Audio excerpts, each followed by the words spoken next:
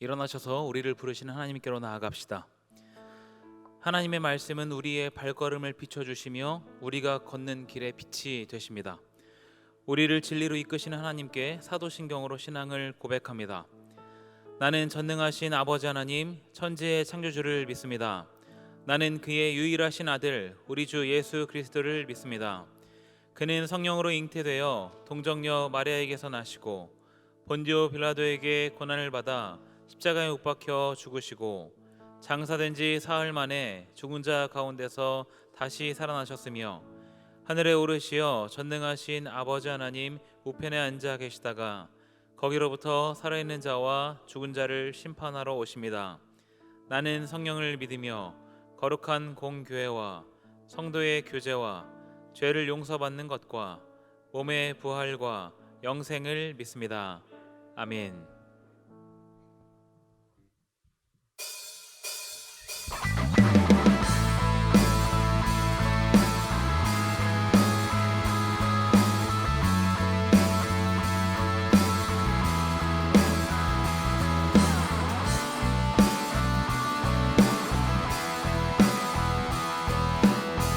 험한 이 세상을 사는 동안에 우리 주와 함께 살아가야 해. 내 앞에 일들이 날 다그친데도 날 향한 뜻을 생각해야 해. 외로운 이 세상을 걷는 동안에 우리 주와 함께 살아가야 해. 어두운 절망이 내 눈을 가려도 나를 향한 소망 붙들어야 해. 믿음, 은혜, 소망, 참된 평화가 여기에 있네. 원하는 걸 얻기 위함이 아냐, 더 나은 걸 갖기 위함도 아냐. 보이진 않지만 나를 사랑하신 분, 주와 사랑하며 살 거야. 내 뜻대로 되지 않을지도 몰라. 나 가진 걸로 와야 할지도 몰라. 세상이 모르는 가장 아름다우신 주와 함께 걸어갈 거야. 우린 주와 함께 살아가야 해.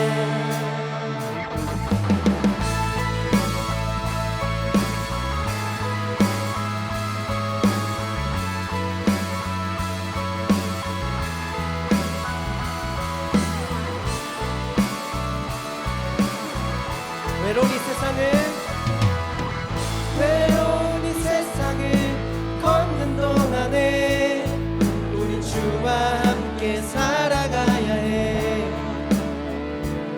어두운 절망이 내 눈을 가려도 나를 향한 소망 붙들어야 해.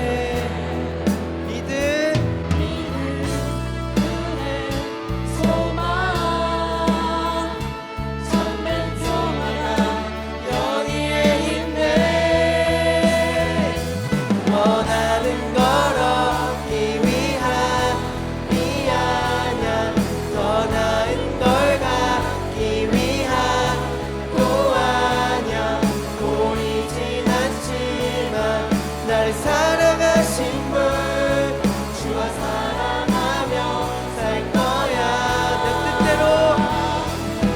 뜻대로 되지 않을지도 몰라. 나 가진 걸로 와야 할지도 몰라. 세상이 모르는 가장 아름다우신 주와 함께 걸어갈 거야. 우리 주와 함께 살아가야 해. 다시 한번 고백할 때 우리 우리가 주님과 함께 걷겠습니다 하고 우리 같이 고백하겠습니다.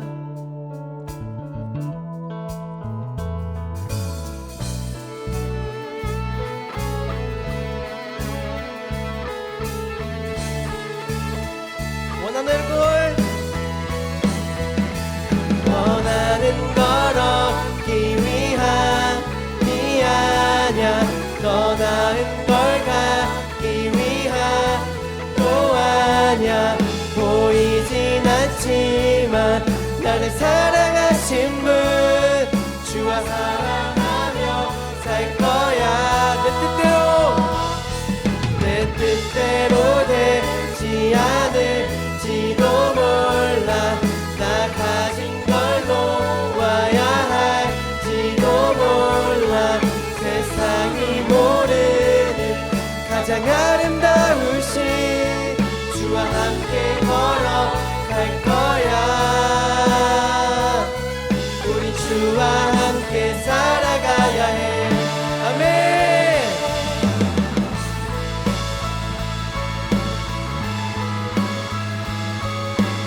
주님과 함께 걸어가겠습니다.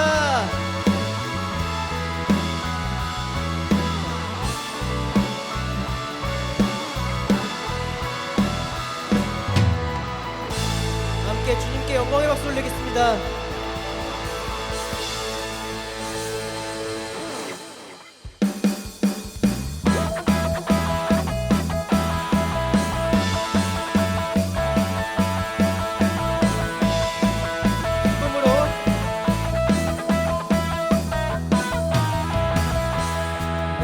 주 찬송하리 높고 영화로운 주 열과 적군을 이겼네 능치 못함 없으신 나를 구원하신 주 그는 나의 하나님 기뻐하며 자유를 선포해 승리하신 주님께 외치세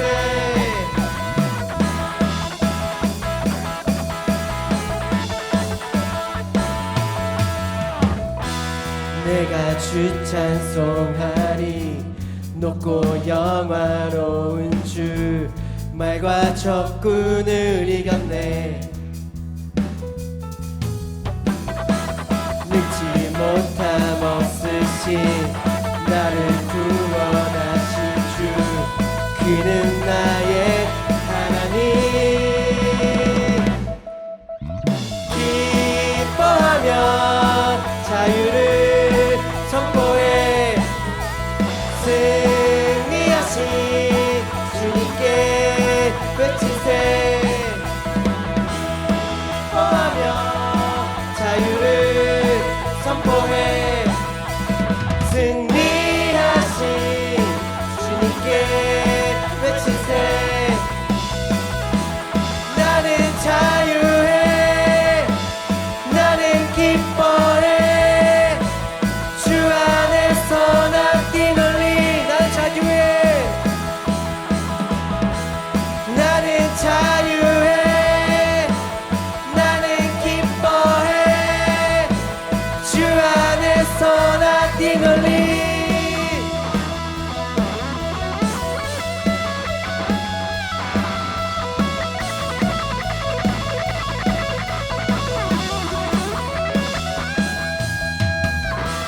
나는 자유해 나는 기뻐해 주 안에서 나 뛰놀리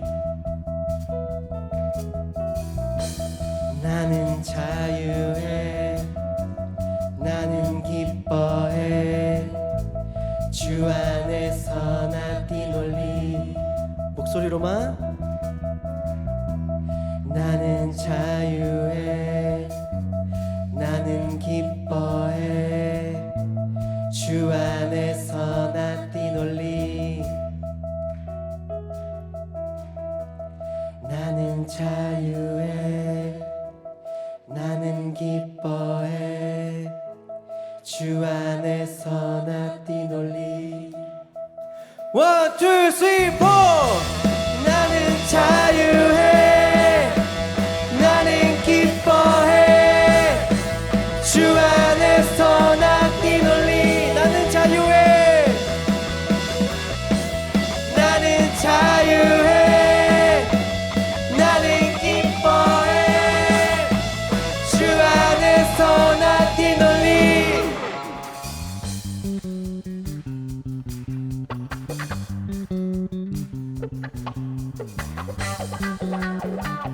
우리의 사랑을 멈출 수 없습니다. 주 날 구원했으니 어찌 잠잠하니. 기쁨에 찬송 드리리. 주내 제사했으니 주내 제사했으니 어찌 잠잠하니. 기쁨에 경배 드리리. 주를 향한 나의 사랑 멈출 수 없네. 멈출 수 없네. 나 기쁨에 춤추리. 내 모든 슬픔 바꾸셨네. Hey, hey, hey, hey. 나 기쁨에 춤추리. 내 모든 삶 주 안에 있네.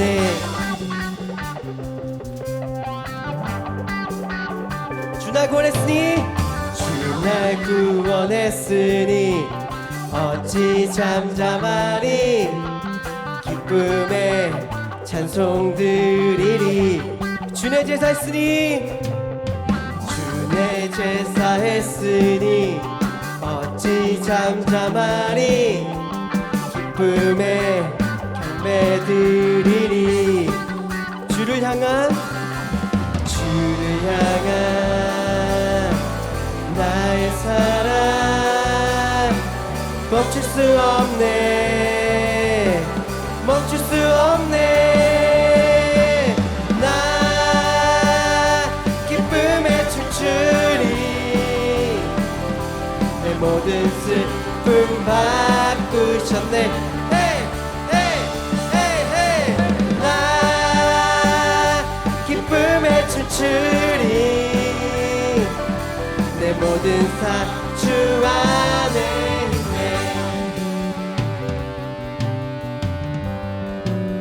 전심으로 주를 향한 나의 사랑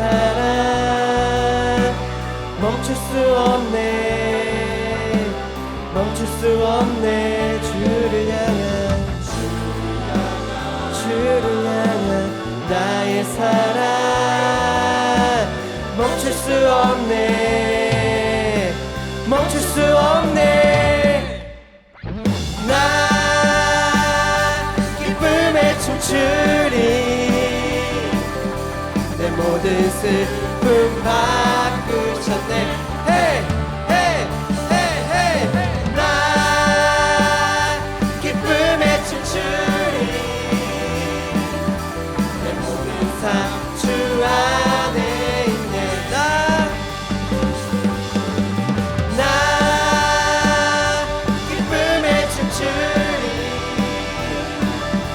내 모든 슬픔 바꾸셨네. Hey, hey, hey, hey. 나 기쁨에 춤추리. 내 모든 삶 주 안에 있네.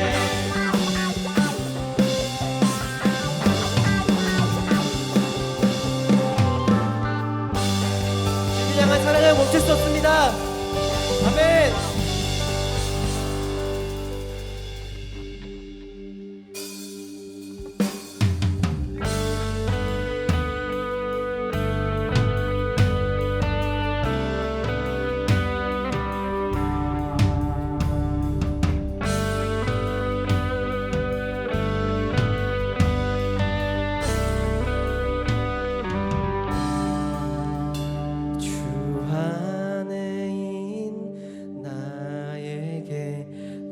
근심이 있으랴 십자가 밑에 나가 내 짐을 풀었네. 내 두려움이 변하여 내 기도 되었고 첫날의 한숨 변하여 내 노래 되었네.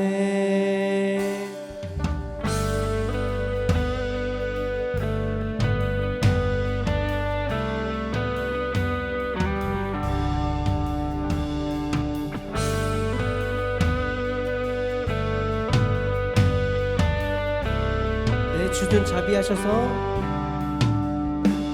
내 주는 자비하셔서 늘 함께 계시고 내 궁핍함을 아시고 늘 채워주시네. 내 주와 맺은 언약은 불변하시니 그 나라 가기까지는 늘 보호하시네. 주님을 찬송하면서 할렐루야 할렐루야 내 앞길 멀고 험해도 나 주님만 따라가리. 주님을 찬양하면서 할렐루야 할렐루야 내 앞길 멀고 험해도 나 주님만 따라가리. 주님을 찬송하면서 할렐루야 할렐루야 내 앞길 멀고 험해도 나 주님만 따라가리. 주님을 찬송하면서 할렐루야 할렐루야 내 앞길 멀고 험해도 나 주님만 따라가리. 주님을 찬송하면서 찬송하면서 할렐루야 할렐루야 내 앞길 멀고 험해도 나 주님만 따라. 주님을 찬송하면서 찬송하면서 할렐루야 할렐루야 내 앞길 멀고 험해도 나 주님만 따라가리. 다 함께 기도하실 때 내 앞길 멀고 험해도 주님만 따라가겠다고 고백하며 기도하겠습니다.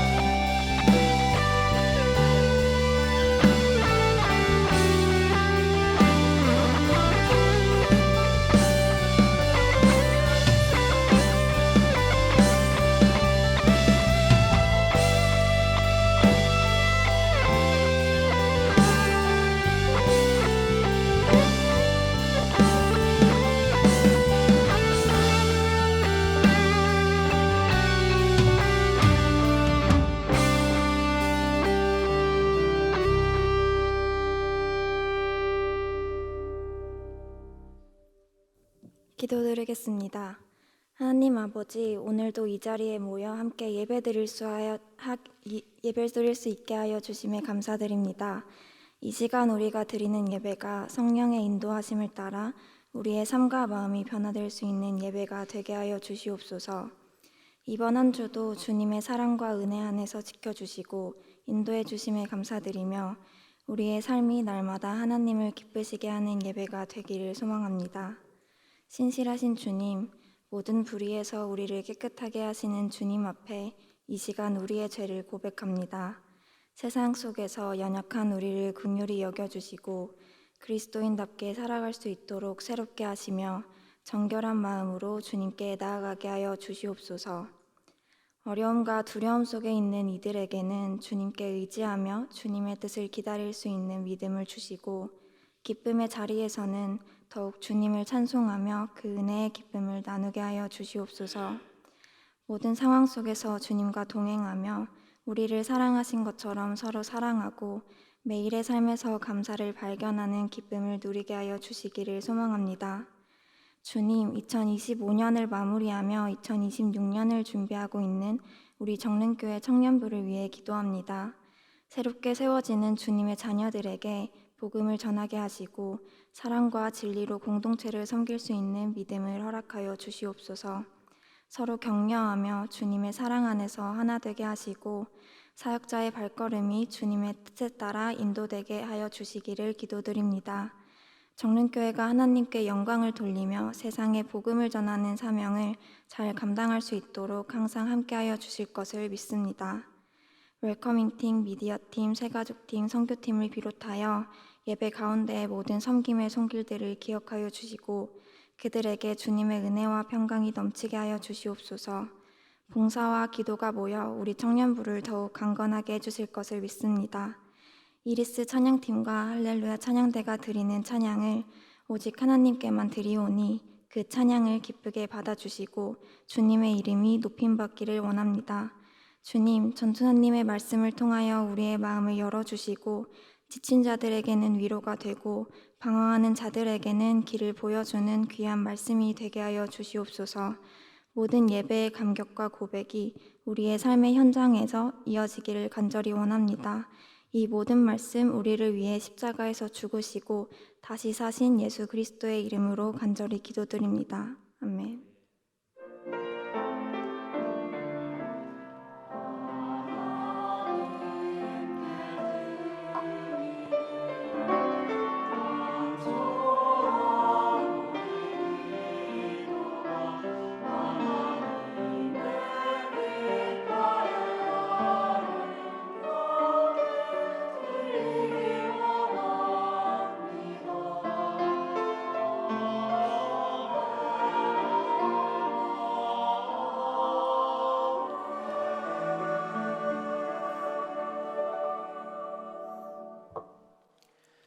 이 시간 찬양하며 마음과 뜻을 다해 봉헌합니다.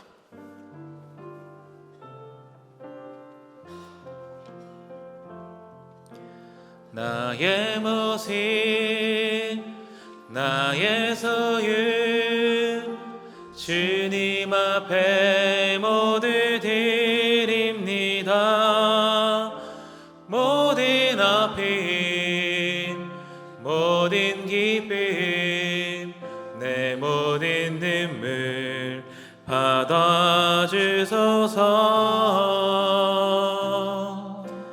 나의 생명을 드리니 주 영광 위하여 사용하옵소서.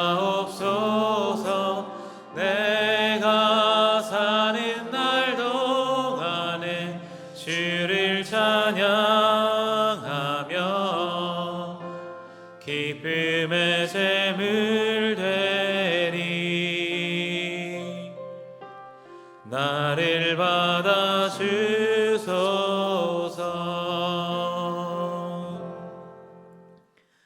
은혜가 풍성한 하나님 아버지, 한 주의 삶도 녹록지 않고 고군분투의 연속이었습니다.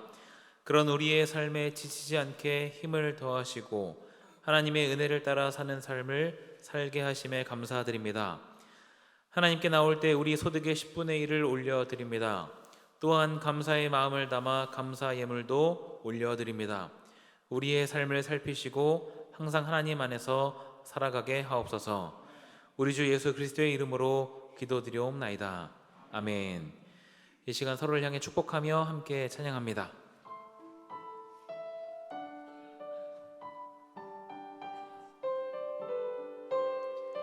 이 시간 주님께 예배하니 당신을 진심으로 축복합니다. 기도하는 그대 삶에 주님의 사랑이 늘 함께하길 기도해요. 예배하는 그대 삶에 주님의 사랑이 늘 가득하길 기도해요. 서로를 격려하면서 박수하겠습니다. 교회 소식 알려드립니다. 오늘은 교회력 마지막 주일, 왕이신 그리스도 주일입니다. 한 해 동안 우리 삶을 통해 예수님 한 분이 우리의 왕이 되심을 고백합시다. 다음 주일은 교회력으로 새해 첫 주일, 대림절 첫 번째 주일입니다. 청년부는 대림절을 맞아 셀별로 말씀 묵상 및 나눔을 진행합니다. 자세한 사항은 셀별로 다시 공지하겠습니다. 다음 주일 오후 5시 교회 마당과 본당에서 성탄 점등 예배가 있습니다. 이번 주 금요일 오후 8시 경배와 찬양이 있는 기도회로 모입니다. 오늘 우리에게 주신 하나님의 말씀은 구약성경 느헤미야 8장 5절에서 10절입니다. 느헤미야 8장 5절에서 10절 말씀을 저와 여러분이 한 절씩 교독합니다. 에스라가 모든 백성 위에 서서 그들 목전에 책을 펴니 책을 펼 때에 모든 백성이 일어서니라.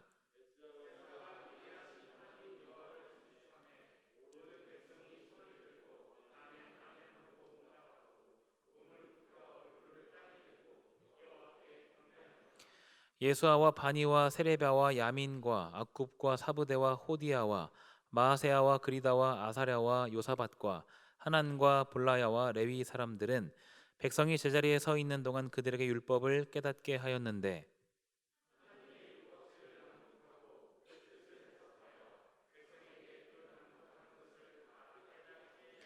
백성이 율법의 말씀을 듣고 다 우는지라. 총독 느헤미야와 제사장 겸 학사 에스라와 백성을 가르치는 레위 사람들이 모든 백성에게 이르기를 오늘은 너희 하나님 여호와의 성일이니 슬퍼하지 말며 울지 말라 하고, 느헤미야가 또 그들에게 이르기를 너희는 가서 살찐 것을 먹고 단 것을 마시되 준비하지 못한 자에게는 나누어 주라. 이날은 우리 주의 성일이니 근심하지 말라. 여호와로 인하여 기뻐하는 것이 너희의 힘이니라 하고. 아멘.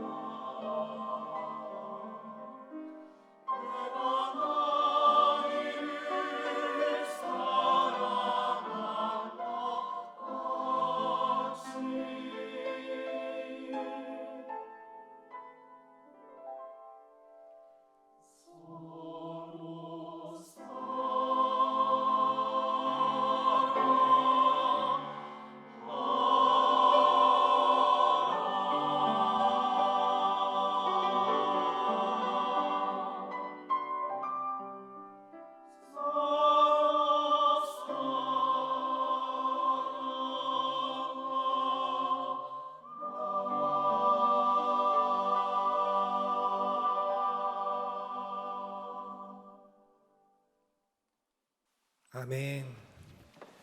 복음의 내용이 아주 잘 드러난 찬양인 것 같습니다. 우리를 사랑하셔서 아들까지 내어주신 그 하나님의 사랑. 네, 우리는 그 아들의 피로 하나 된 공동체입니다. 우리가 그 예수 그리스도의 사랑을 서로에게 실천할 때에 세상은 우리를 통하여 주님의 빛을 보게 되고 그리고 그렇게 살아갈 것입니다. 소망하기는 세상에서 볼 수 없던 진귀하고도 기묘한 사랑의 이야기가 우리 정릉 청년부 공동체 안에서 가득 넘치기를 소망합니다. 이번 달은 리더십이라는 주제를 가지고 느헤미야서를 읽어내려가고 있습니다. 또한 느헤미야라는 인물에게서 찾아볼 수 있는 그리스도인의 리더십에 대해 알아가는 시간을 가지고 있습니다. 지금까지 우리가 함께 살펴보았던 느헤미야의 리더십은 어떤 것들이 있었나요? 다시 한번 복습하자면 첫 번째, 철저한 준비가 있었습니다. 파워 대문자 제2인 느헤미야는 예루살렘 성벽 건축을 위해 기도로 철저히 준비를 시작하였고 기회가 왔을 때 담대하게 그 기회를 붙잡았고 일을 진행시킨 인물이었습니다. 두 번째, 그는 두려워하지 않았습니다. 산발락과 도비야라는 방해꾼들의 계략 속에서도 백성들에게 동기를 부여하며 흔들리지 않는 믿음과 책임감을 심어주었던 인물이었습니다. 그리고 저번 주 위기 대처 능력에 대해 알아갔습니다. 느헤미야는 공동체 외부뿐만이 아니라 공동체 내부에서 발생하는 문제들에 대해서도 진중하게 다루며 권력자들을 두려워하지 않고 문제들을 바로 잡아가는 모습들을 보여주었습니다. 권력자들을 향하여 쓴소리를 한다는 것, 그것이 얼마나 어려운 일이었을까요? 그들의 지지를 얻어야 더욱 힘을 얻음에도 불구하고 그는 두려워하지 않고 담대하게 문제를 바로 잡아가며 공동체를 세워간 인물이었습니다. 오늘의 설교 제목은 리더십 최종 목표인데요. 느헤미야 말씀을 통하여 느헤미야라는 인물이 바라보았던 목표에 대해 알아가는 시간을 갖도록 하겠습니다. 저는 한라산 등산을 좋아합니다. 나름 한라산 권위자로서 한라산을 등산하는 사람을 감히 두 부류로 나눠보자면 윗세오름인과 백록담인입니다. 윗세오름은 백록담 코스에 돌입하기 전에 있는 한 장소인데요. 그곳에는 편의점과 휴게 공간이 있어서 컵라면과 초코바를 먹으며 여유롭게 풍경을 즐길 수 있는 장소입니다. 그리고 백록담은 여러분들이 알고 계시듯 한라산의 정상입니다. 해발 1950m로 남한에서 가장 높은 곳이기도 합니다. 어떤 이들에게는 한라산 등산의 최종 목표가 윗세오름입니다. 적당히 올라가서 여유를 즐기다가 내려오는 것을 목표로 설정하는 사람들입니다. 반면 백록담을 목표로 하는 이들에게 있어서 윗세오름은 중간 목표에 불과합니다. 거기서 여유를 부리는 것이 아니라 백록담까지 찍기 위해 그들은 윗세오름에서 잠깐 휴식을 취하고 다시 올라갈 채비를 마칩니다. 그리고 백록담에서 바라보는 제주도의 아름다운 풍경을 눈에 담게 되죠. 느헤미야는 굳이 따지자면은 백록담인이었습니다. 그 당시 느헤미야는 어떤 위치에 있었다고 했었나요? 강대국 페르시아의 술 맡은 관원장으로서 왕 곁에서 왕의 신임을 받는 위치에 있는 사람이었습니다. 누군가에게는 느헤미야가 있는 그 자리, 술 맡은 관원장이 인생의 궁극적 목표였을 것입니다. 권력과 부, 안정과 명예가 모두 보장된 자리였기 때문입니다. 그런데 느헤미야는 달랐습니다. 그는 왕의 술 맡은 관원이라는 그 자리를 인생의 최종 목표로 생각하지 않았습니다. 오히려 그 자리를 하나님이 더욱 기뻐하시는 일을 이루기 위한 중간 지점으로 생각했습니다. 이 사실은 느헤미야 1장 마지막 구절에서 아주 선명하게 드러납니다. 느헤미야 1장 11절 말씀 함께 읽도록 하겠습니다. 주여 구하오니 귀를 기울이사 종의 기도와 주의 이름을 경외하기를 기뻐하는 종들의 기도를 들으시고 오늘 종이 형통하여 이 사람들 앞에서 은혜를 입게 하옵소서 하였나니 그때 내가 왕의 술관원이 되었느니라. 아멘. 그때 내가 왕의 술관원이 되었느니라. 그때에 라는 말은 느헤미야가 이미 그 자리에 앉기 이전부터 하나님께 기도하며 더 큰 목표를 바라보고 있었다는 의미를 내포하고 있습니다. 즉 하나님 앞에서 눈물로 기도하며 예루살렘의 회복을 꿈꾸던 그 마음이 그의 실제적인 직업의 현장보다 더 앞서 있었다는 것입니다. 그래서 그는 누군가에게는 최종 목표일 수도 있는 그 자리, 술 맡은 관원장의 자리를 중간 지점으로 생각했던 하나님과 조국을 향한 열망을 가지고 있는 사람이었습니다. 이 느헤미야는 오늘의 본문에서도 일관된 모습을 보여줍니다. 오늘 본문이 느헤미야 8장을 이해하기 위해서는 먼저 8장 이전의 이스라엘 상황을 다시 한번 살펴볼 필요가 있습니다. 70년간 나라가 무너져 포로로 살아왔던 이스라엘 백성들, 그 포로 생활을 마무리하고 예루살렘으로 귀환하게 된 사람들의 마음이 과연 어땠을까요? 오랜 기다림 끝에 고향으로 돌아가는 기쁨과 다시 자신들과 함께 하시는 하나님을 경험하게 될 것이라는 기대, 그리고 앞서 이루어졌던 1, 2차 포로 기한을 통해 성전이 재건되고 민족의 정체성이 조금씩 회복되고 있다는 소식을 들으며 이제는 모든 것이 잘 될 것이라는 희망이 마음속에 가득했을 것입니다. 하지만 그들이 마주했던 현실은 어땠나요? 굉장히 어려운 상황이었습니다. 성전은 재건되었지만 도시는 여전히 황폐하였고 성벽은 불에 탄 채 방치되어 있었고 주변 민족들에게 조롱을 받는 신세였습니다. 더 나아가 기근과 불평등이라는 큰 장애물들이 하나님 나라를 세우는 일에 큰 방해가 되었습니다. 우리는 이 지점에서 질문이 하나 생깁니다. 왜 하나님은 그들을 도와주지 않으셨을까? 왜 하나님은 그들의 귀환을 더 순탄케 하지 않으셨을까? 하나님의 백성이 회복되고자 하는데 성벽이 수월하게 세워지고 곡식이 더 풍성하게 자라고 주변 나라들이 우호적으로만 나와준다면 얼마나 빨리 이스라엘이 회복될 수 있었을까요? 하나님은 충분히 하실 수 있으신 분인데도 그 일들을 행하지 않은 모습을 보며 우리 마음 가운데 그러한 질문들이 생기기도 합니다. 그런데 성경은 분명히 나타내고 있습니다. 과거 이스라엘은 하나님이 아닌 외부의 힘을 의지했기 때문에 멸망했습니다. 왕의 군사력과 주변 강대국들과의 동맹, 눈에 보이는 화려한 우상들과 재물, 그리고 화려한 문화들, 그것들을 붙잡으려다가 정작 가장 중요했던 하나님을 놓쳐버린 것이죠. 하나님은 자신을 떠났던 이스라엘이 무엇보다 가장 먼저 하나님 자신을 기억하길 원하셨습니다. 하나님의 목적을 잃어버린 채 다른 것에 마음을 두기 시작할 때 하나님은 가장 중요한 하나님과의 관계를 위해서 이스라엘이 의지했던 외부의 힘, 그러한 화려한 것들을 과감하게 제거하셨던 것이죠. 마치 부모가 아이를 사랑하기 때문에 일시적으로 그 아이가 엇나간 길로 가지 않게 하기 위해 일시적으로 아이의 소유물을 거두는 것처럼 아이에게는 슬픔으로 다가올 수 있는 그 사랑을 이스라엘에게 행하셨던 것입니다. 만약 그들의 성벽 재건의 모든 것이 술술 풀렸다면 어땠을까요? 그렇게 세워진 이스라엘은 얼마 가지 않아 다시 무너지게 되었을 것입니다. 다시 자신들이 가진 것을 자랑하고 그 가진 것을 더욱 불리기 위해 더욱 힘썼을 것입니다.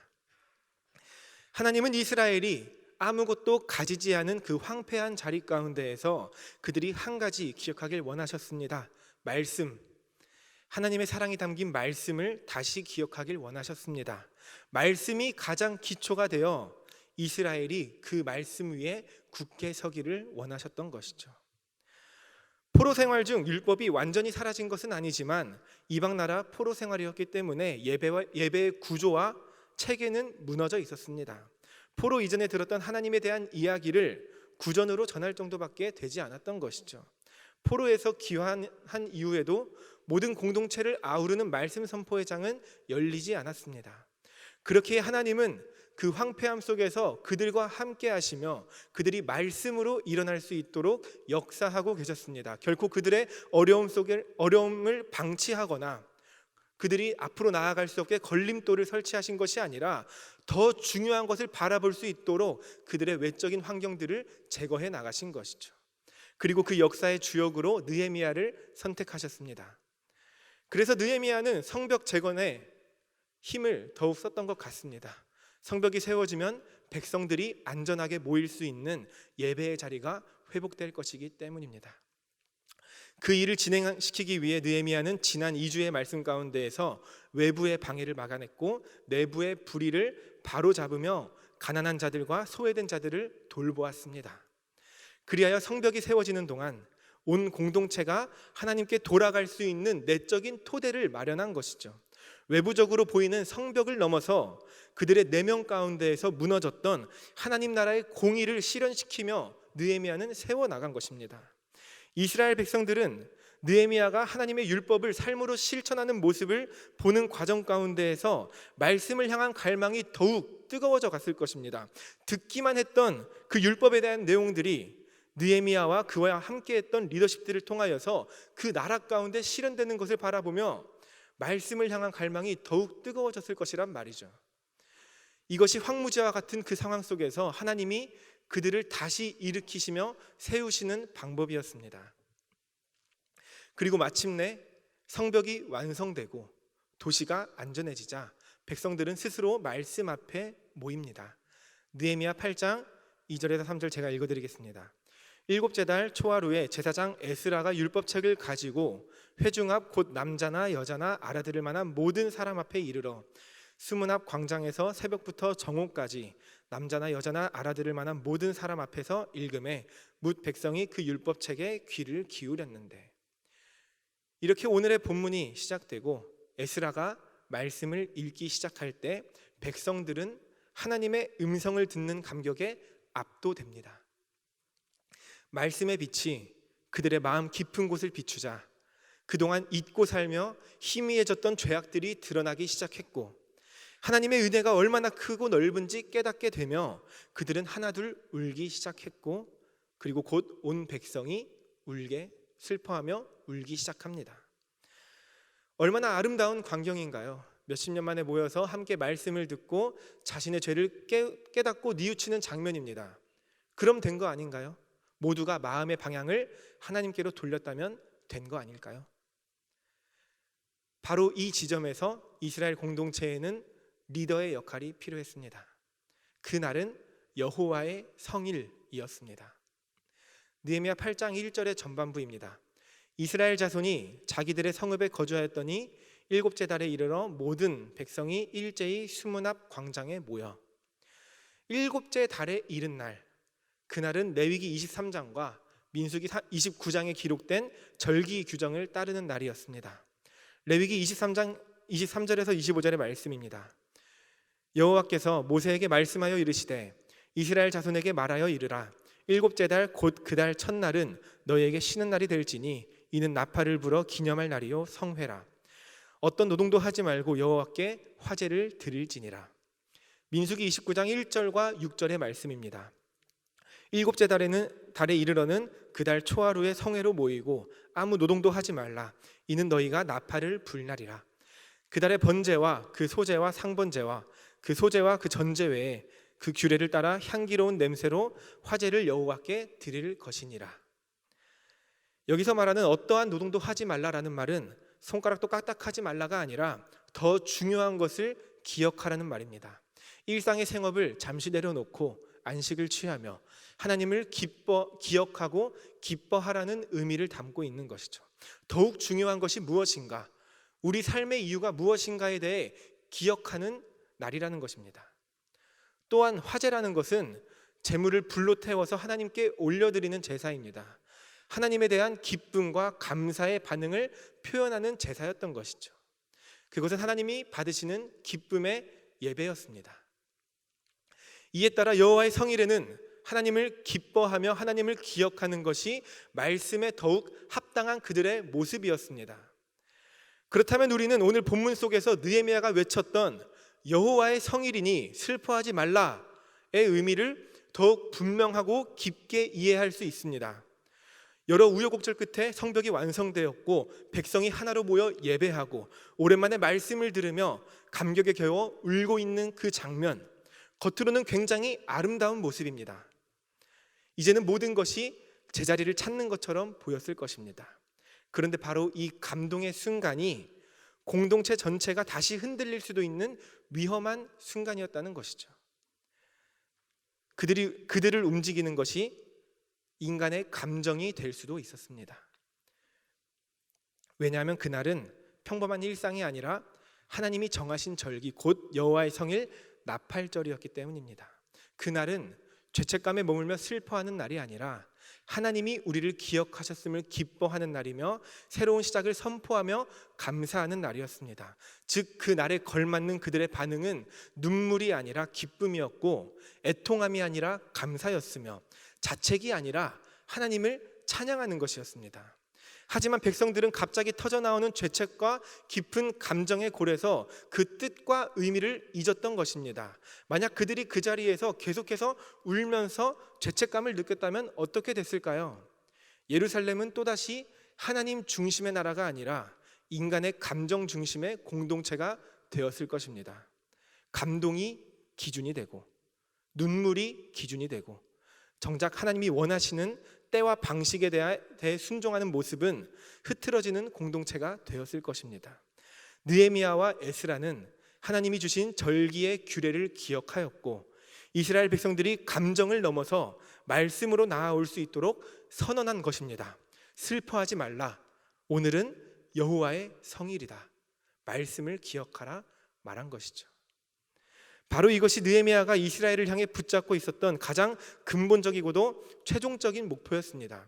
백성의 감정에 휘둘리고 상황에 따라서 유도리 있게 움직이는 공동체가 아니라 말씀의 기준을 두고 하나님이 정하신 뜻과 때에 따라서 반응하는 공동체로 세워가는 것, 그것이 느헤미야가 붙들었던 그의 리더십의 핵심이었습니다. 그래서 느헤미야는 여호와의 성일에 맞게 울고 있는 백성들을 멈추게 한 것입니다. 감정을 통제하며 눈물이 잘못되었다고 막 책망하고 그런 것이 아니라 지금 하나님이 원하시는 반응이 무엇인가, 지금 우리 공동체에게 하나님이 원하시는 것은 무엇인가에 더욱 집중하였고 바르게 분별하였고 백성들이 그것을 분별할 수 있도록 도와준 것이죠. 이어서 느헤미야는 백성들에게 구체적으로 말합니다. 가서 살진 것을 먹고 단 것을 마시되 준비하지 못한 자들에게는 나누어 주라. 여기서 준비하지 못한 자는 그날 준비할 여유도 없던 가난한 자들을 포함합니다. 단순하게 또 감정의 기쁨만을 누리는 것이 아니라 그 기쁨을 공동체가 함께 나누며 함께 참여하며 하나 될 수 있도록 명령했습니다. 여호와의 성일이 가진 의미를 삶으로 번역하며 실천한 행동이라는 것이죠. 회개에서 멈추는 것이 아니라 기쁨으로, 나눔으로, 삶의 예배로 이어질 수 있도록 이끌어 갔습니다. 그것이 느헤미야가 백성을 이끌었던 방향이었습니다. 그것이 느헤미야가 품고 있었던 하나님의 목적에 대한 목표였던 것이죠. 인간은 유한한 존재입니다. 시간도 힘도 능력도 제한되어 있습니다. 그런 우리가 무한하신 하나님의 크신 목적을 이룬다는 것은 어쩌면 불가능해 보이기도 합니다. 하지만 확실한 것은 하나님의 마음을 아는 사람은 그분의 목적과 맞닿아 있는 목표들을 세운다는 것이죠. 그 목표는 자연스럽게 하나님의 목적을 향해 우리를 이끌어 갑니다. 그렇게 우리의 삶에는 거룩한 목표가 필요합니다. 잘못 세운 목표는 인생 전체를 낭비하게 만들기도 하지만 하나님이 주신 목적 아래에서 세우는 우리의 거룩한 목표들은 우리의 삶을 영원한 방향으로 이끌어 갑니다. 하나님과 연결된 목표는 결국 하나님의 목적 안에서 풍성한 열매를 맺기 때문입니다. 느헤미야가 그랬습니다. 백성들이 하나님의 목적, 그 방향을 향해 걸어갈 수 있도록 목표들을 세워주고 그 방향으로 이끌어준 사람이었습니다. 그는 사람들의 감정이나 분위기에 휩쓸리지 않았고 눈앞의 상황이나 여론에 따라서 뜻을 바꾸지 않았습니다.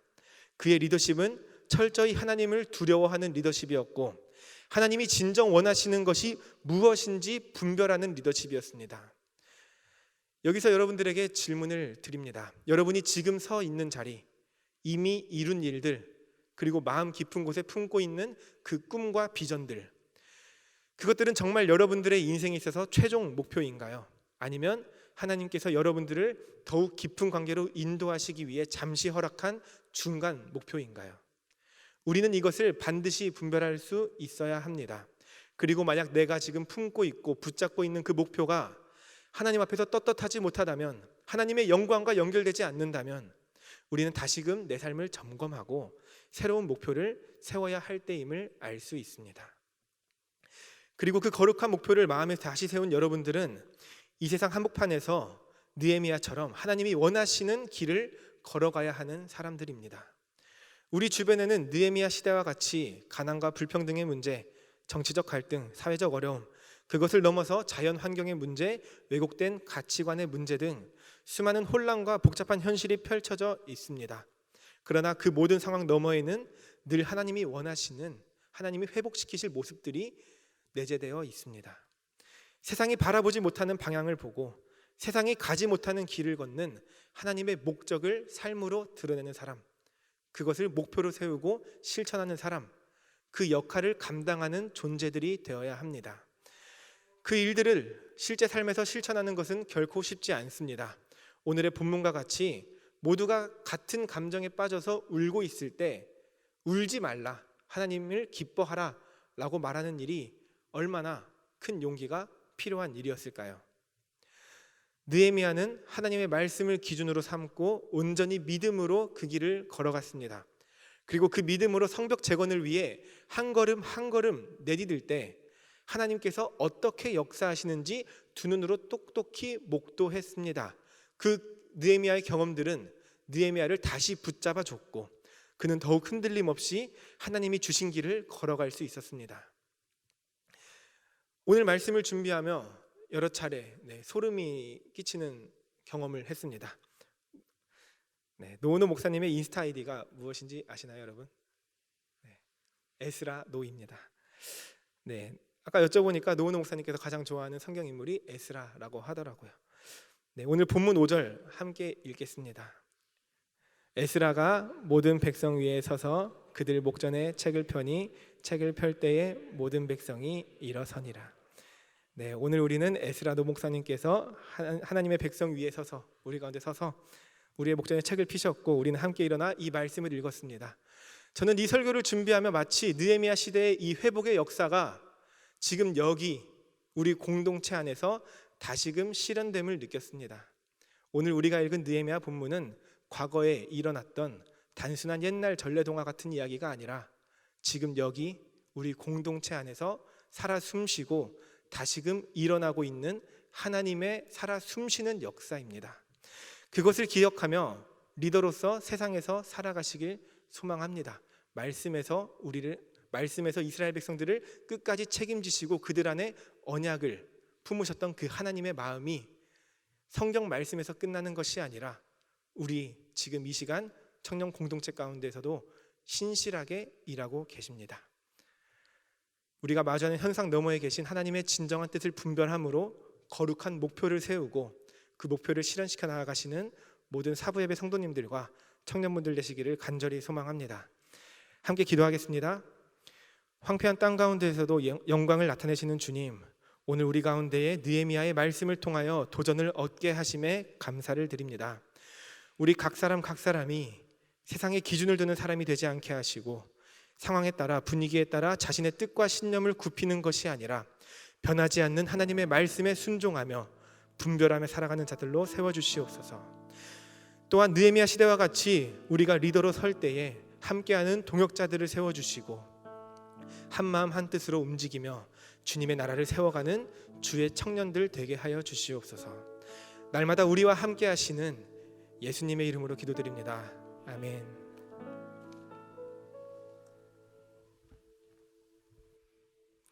자리에서 일어나서 파송 찬양 함께 찬양합니다.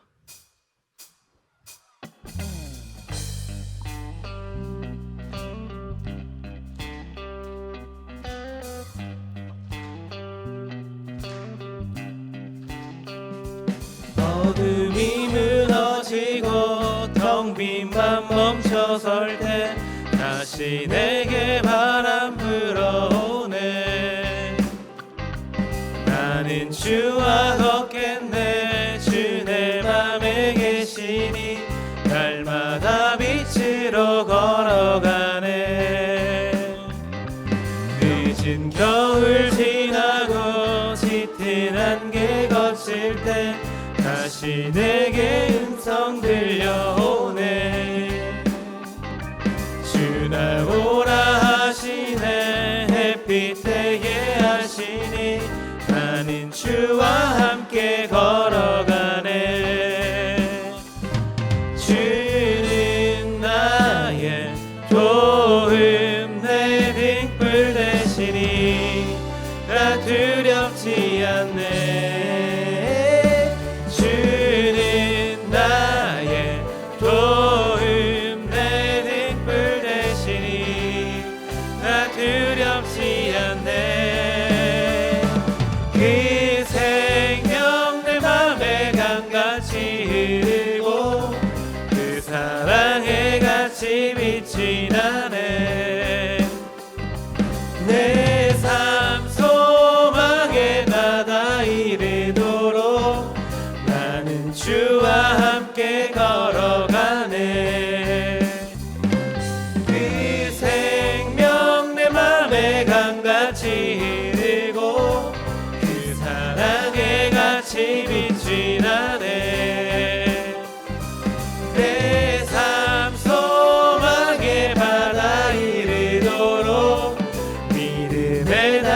주께 던지고 주께 붙들려 걷겠네.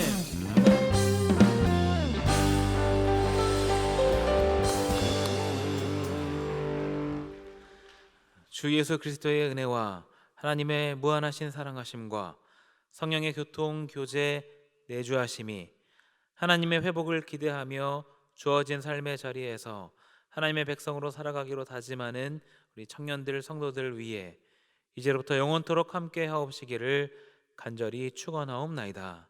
아멘.